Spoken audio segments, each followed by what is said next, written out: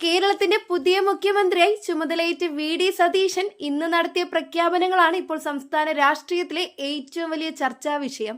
സ്ത്രീകൾക്കും യുവാക്കൾക്കും പെൻഷൻ ലഭിക്കുന്നവർക്കും സാധാരണ കുടുംബങ്ങൾക്കും വലിയ ആശ്വാസമാകുന്ന നിരവധി പദ്ധതികളാണ് മുഖ്യമന്ത്രി ഇന്ന് പ്രഖ്യാപിച്ചിരിക്കുന്നത്. സംസ്ഥാനത്തിന്റെ സാമ്പത്തിക സാഹചര്യം, സാധാരണ ജനങ്ങൾ നേരിടുന്ന ബുദ്ധിമുട്ടുകൾ, സ്ത്രീകളുടെ സുരക്ഷയും സാമ്പത്തിക സ്വാതന്ത്ര്യവും, യുവാക്കളുടെ തൊഴിലില്ലായ്മ, ക്ഷേമ പെൻഷൻ പ്രതിസന്ധി, കർഷകരുടെ കടബാധ്യത, മത്സ്യത്തൊഴിലാളികളുടെ ജീവിത പ്രശ്നങ്ങൾ, വിദ്യാഭ്യാസവും ആരോഗ്യ മേഖലയും എല്ലാം ഉൾപ്പെടുത്തി വലിയ പ്രഖ്യാപനങ്ങളാണ് ഇന്ന് സർക്കാർ മുന്നോട്ട് വച്ചിരിക്കുന്നത്. ഇനി ഈ വീഡിയോയിൽ നാം അതെല്ലാം വളരെ വിശദമായിട്ട് പരിശോധിക്കുകയാണ്. ഇതൊരു ചെറിയ വാർത്താ അപ്ഡേറ്റ് മാത്രമല്ല, മറിച്ച് കേരളത്തിന്റെ അടുത്ത വർഷങ്ങളിലെ രാഷ്ട്രീയ, സാമൂഹിക, സാമ്പത്തിക ഭാവിയെ സ്വാധീനിക്കാവുന്ന തീരുമാനങ്ങളുടെ ആഴത്തിലുള്ള വിശകലനമാണ്. അതുകൊണ്ട് വീഡിയോ സ്കിപ്പ് ചെയ്യാതെ അവസാനം വരെ കാണുക. ചാനൽ സബ്സ്ക്രൈബ് ചെയ്യാനും ബെല്ലൈക്കൺ അമർത്താനും മറക്കരുത്. കേരളത്തിലെ ജനങ്ങൾ കഴിഞ്ഞ കുറെ വർഷങ്ങളായി ഏറ്റവും കൂടുതൽ ചർച്ച ചെയ്ത വിഷയം സാമ്പത്തിക പ്രതിസന്ധിയാണ്. കുടുംബ ചെലവ് നിയന്ത്രിക്കാനാകാതെ വിഷമിക്കുന്ന സാധാരണക്കാർ, വിലക്കയറ്റത്തിൽ തകർന്ന മധ്യവർഗം, മാസങ്ങളായി പെൻഷൻ കാത്തിരിക്കുന്ന വയോധികർ, ജോലി കിട്ടാതെ വിദേശത്തേക്ക് പോകുന്ന യുവാക്കൾ, വായ്പ തിരിച്ചടയ്ക്കാനാകാതെ ബുദ്ധിമുട്ടുന്ന കർഷകർ, ഇവരെയെല്ലാം മുൻനിർത്തിയാണ് ഇന്ന് മുഖ്യമന്ത്രി വി.ഡി. സതീശൻ പുതിയ പ്രഖ്യാപനങ്ങൾ അവതരിപ്പിച്ചിരിക്കുന്നത്. ജനങ്ങളുടെ ജീവിതത്തിൽ നേരിട്ട് മാറ്റം കൊണ്ടുവരുന്ന സർക്കാർ എന്ന ആശയം മുന്നോട്ട് വെച്ചുകൊണ്ടാണ് ഇന്നത്തെ പ്രഖ്യാപനങ്ങൾ. മുഖ്യമന്ത്രി തന്റെ പ്രസംഗത്തിന്റെ തുടക്കത്തിൽ പറഞ്ഞത് കേരളത്തിന്റെ സാമ്പത്തിക വളർച്ച ജനങ്ങളുടെ ജീവിതത്തിൽ പ്രതിഫലിക്കണം എന്നതാണ്. സർക്കാർ കണക്കുകൾ മാത്രം നല്ലതായാൽ മതിയാകില്ല. സാധാരണ ജനങ്ങൾക്ക് കയ്യിൽ പണം ഉണ്ടാകണം, കുടുംബങ്ങൾ സുരക്ഷിതമാകണം, യുവാക്കൾക്ക് ജോലി ലഭിക്കണം, സ്ത്രീകൾക്ക് സാമ്പത്തിക സ്വാതന്ത്ര്യം ലഭിക്കണമെന്നും അദ്ദേഹം പറഞ്ഞു. അതിനാൽ സർക്കാർ ജനകീയ ക്ഷേമ പദ്ധതികൾ ശക്തമാക്കുമെന്ന് അദ്ദേഹം വ്യക്തമാക്കി. ഇന്ന് ഏറ്റവും കൂടുതൽ ശ്രദ്ധ നേടിയ പ്രഖ്യാപനം സ്ത്രീകൾക്കായുള്ള പുതിയ ധനസഹായ പദ്ധതികളാണ്. കേരളത്തിലെ ലക്ഷക്കണക്കിന് വീട്ടമ്മമാർക്ക് പ്രത്യേക സഹായം നൽകുന്ന പദ്ധതി സർക്കാർ പരിഗണനയിലാണെന്ന് മുഖ്യമന്ത്രി അറിയിച്ചു.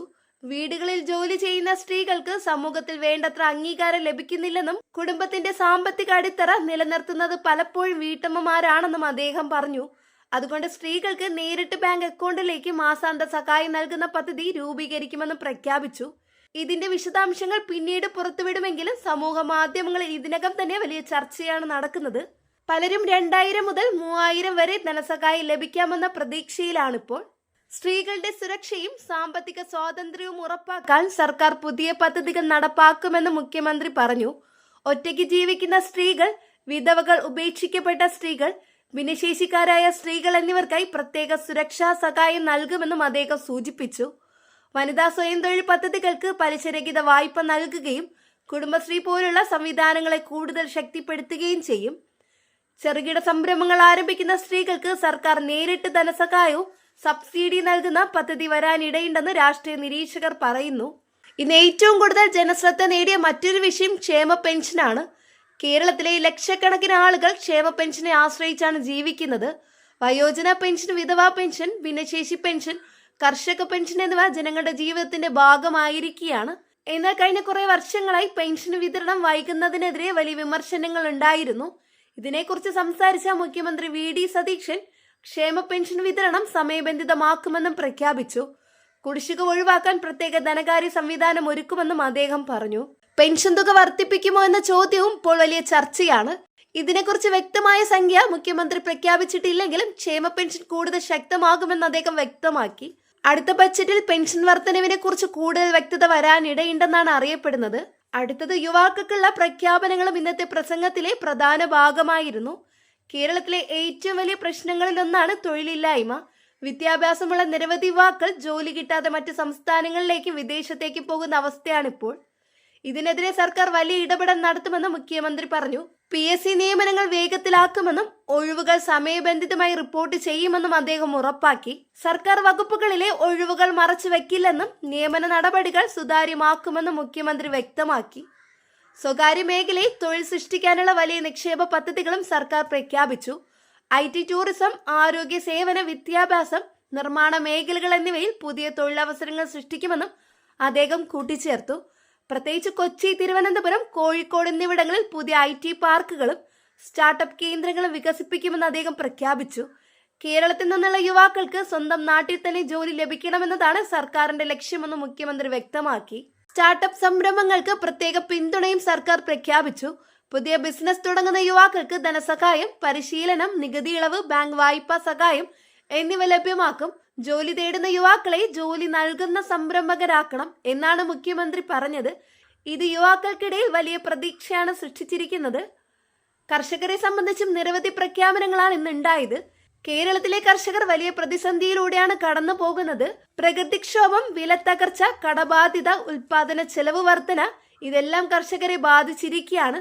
ഇതിനെ മറികടക്കാൻ കാർഷിക വായ്പകൾക്ക് പലിശയിളവ് നൽകുമെന്നും വിളനാശത്തിന് കൂടുതൽ നഷ്ടപരിഹാരം ഉറപ്പാക്കുമെന്നും മുഖ്യമന്ത്രി പറഞ്ഞു. റബ്ബർ, തേങ്ങ, നെല്ല് കർഷകർക്ക് പ്രത്യേക സംരക്ഷണ പദ്ധതി നടപ്പിലാക്കുമെന്നും അദ്ദേഹം അറിയിച്ചു. മത്സ്യത്തൊഴിലാളികൾക്കായി പുതിയ സുരക്ഷാ പദ്ധതി വരുമെന്നും മുഖ്യമന്ത്രി പ്രഖ്യാപിച്ചു. കടൽക്ഷോഭവും കാലാവസ്ഥാ മാറ്റവും കാരണം വലിയ പ്രതിസന്ധി നേരിടുന്ന തീരദേശ ജനങ്ങൾക്ക് പ്രത്യേക സഹായം നൽകും. മത്സ്യത്തൊഴിലാളികൾക്ക് ഇൻഷുറൻസ്, കുട്ടികൾക്ക് വിദ്യാഭ്യാസ സഹായം, വെള്ള നവീകരണ ധനസഹായം, കാലാവസ്ഥ ദുരന്ത നഷ്ടപരിഹാരം എന്നിവ ശക്തമാക്കുമെന്നും അദ്ദേഹം വ്യക്തമാക്കി. ആരോഗ്യ മേഖലയിലും വലിയ മാറ്റങ്ങൾ വരുത്തുമെന്ന് മുഖ്യമന്ത്രി പ്രഖ്യാപിച്ചു. സർക്കാർ ആശുപത്രികളിൽ ഡോക്ടർമാരുടെ കുറവ് പരിഹരിക്കും. മരുന്ന് ലഭ്യത ഉറപ്പാക്കും. ഗ്രാമപ്രദേശങ്ങളിലെ ആരോഗ്യ സേവനം മെച്ചപ്പെടുത്തും.